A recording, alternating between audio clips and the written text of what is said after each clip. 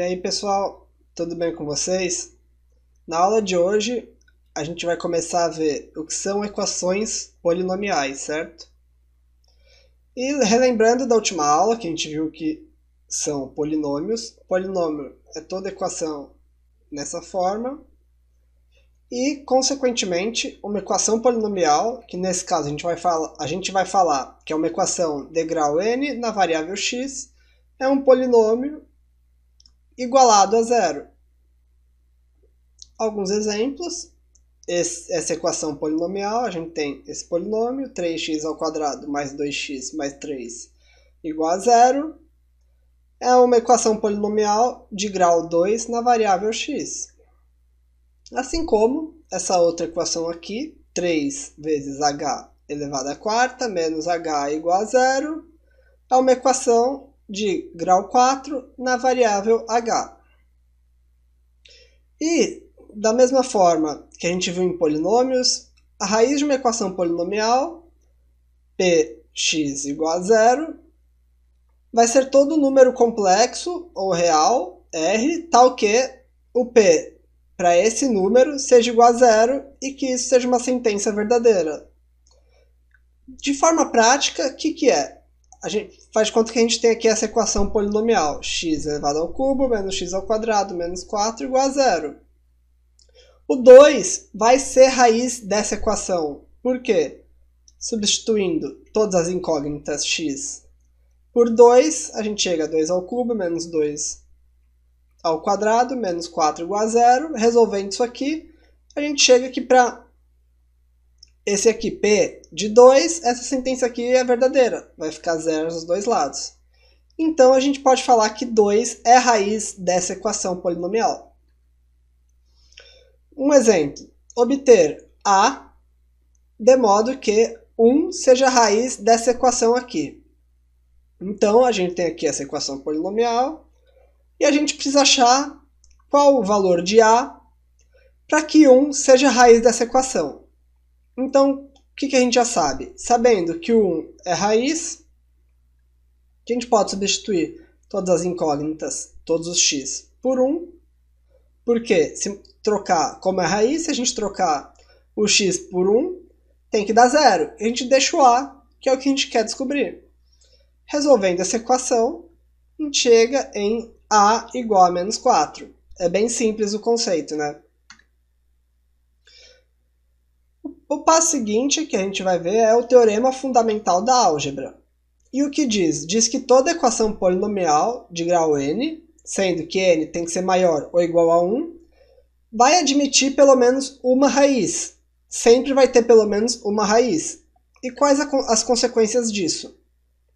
A primeira, que por definição é essa aqui, ó, todo polinômio p de x de grau n, sendo que n tem que ser maior ou igual a 1, pode ser decomposto de uma única maneira em n fatores do primeiro grau, multiplicado pelo coeficiente dominante, an, que a gente viu em polinômios, o que é o coeficiente dominante, conforme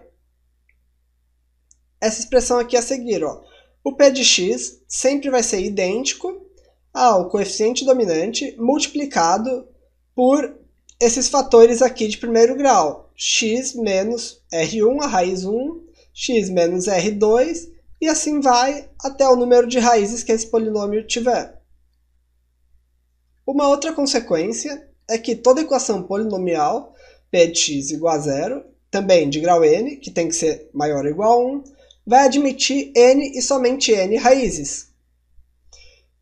E o que isso quer dizer? Isso quer dizer que, por exemplo, uma equação polinomial de grau 2 ela vai admitir somente duas raízes, no máximo. De grau 3, 3 raízes, e assim vai. E essas duas consequências pareceram meio confusas, né? Mas com exemplo eu acho que vai ficar bem mais fácil. Então vamos lá com um exemplo.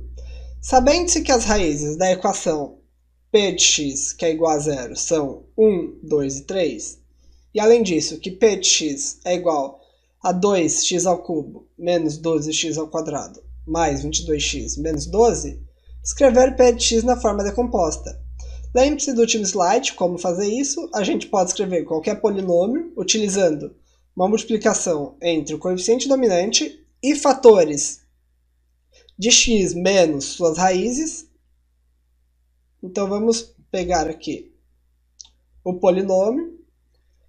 O coeficiente dominante, nesse caso, é 2, né? Que é o coeficiente do meu termo que tem o expoente de maior grau. Nesse caso aqui é x ao cubo, né?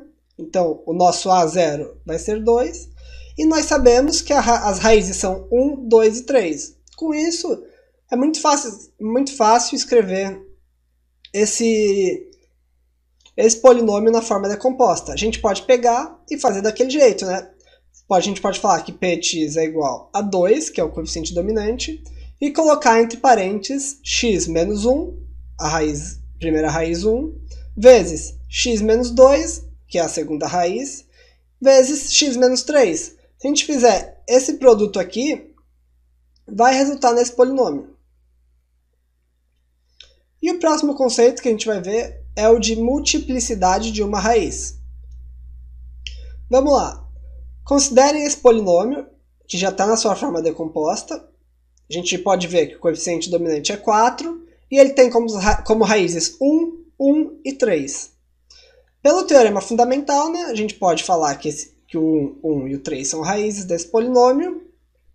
E, além disso, também são raízes desses fatores de primeiro grau. Por quê? Ó, esse produto aqui necessariamente tem que dar zero. Então, o que a gente pode concluir? Que ou esse primeiro termo tem que dar zero, ou esse segundo termo tem que dar zero, ou esse terceiro termo tem que dar zero.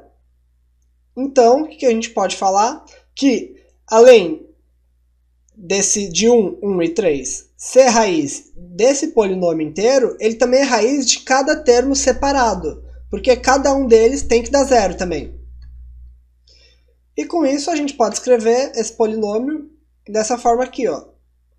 Como a gente tem x menos 1 duas vezes, a gente pode colocar x menos 1 ao quadrado vezes x menos 3.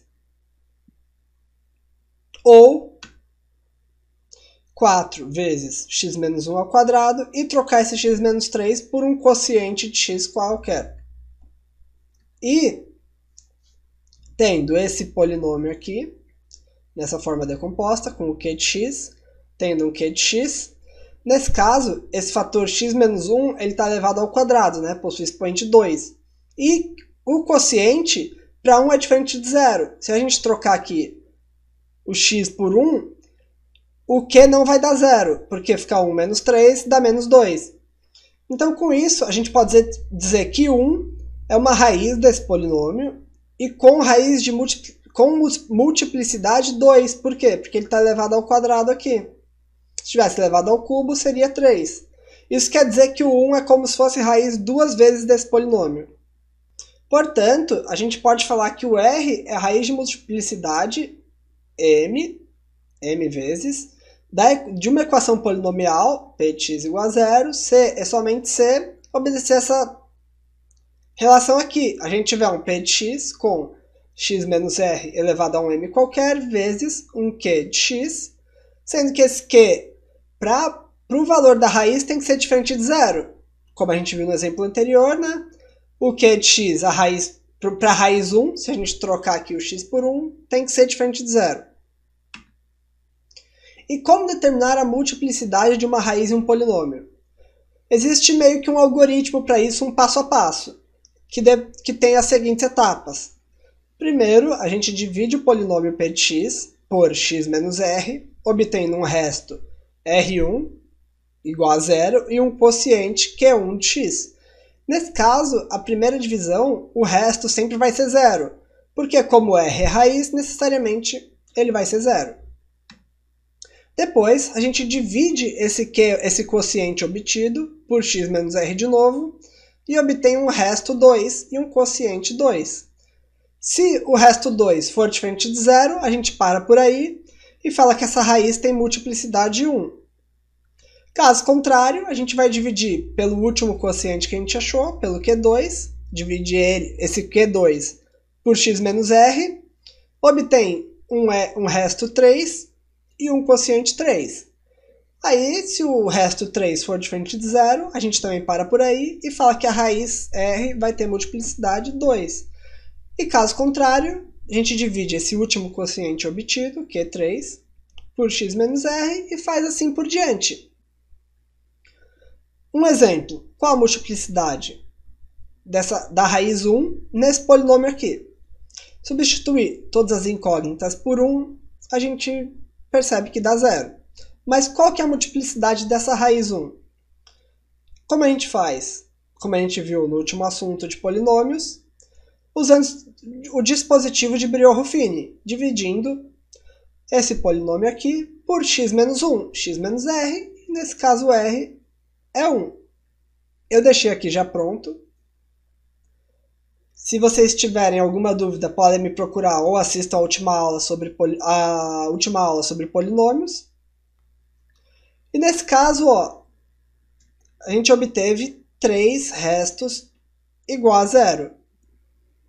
Portanto, a gente pode falar que a raiz 1 tem multiplicidade 3. E na aula de hoje a gente teve uma introdução sobre equações polinomiais. E qualquer dúvida é só me procurar. Até a próxima, pessoal!